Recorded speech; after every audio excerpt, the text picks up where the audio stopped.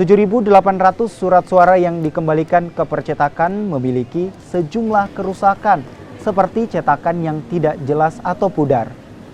KPU Makassar mengaku telah melaporkan kerusakan surat suara ini ke KPU RI dan seluruh surat suara yang rusak akan segera diganti oleh percetakan. Sementara itu, Komisioner KPU Makassar memastikan pengiriman logistik pilkada akan dilakukan 4 hari sebelum hari pencoblosan. Namun untuk wilayah kepulauan seperti Kecamatan Sangkarang, pengiriman logistik akan dilakukan lebih awal. Bisa dibilang sudah hampir selesai lah sampai memasukkan dalam kotak suara. Dari penyortiran kemarin ditemukan memang cukup banyak surat suara yang rusak dan tidak sempurna.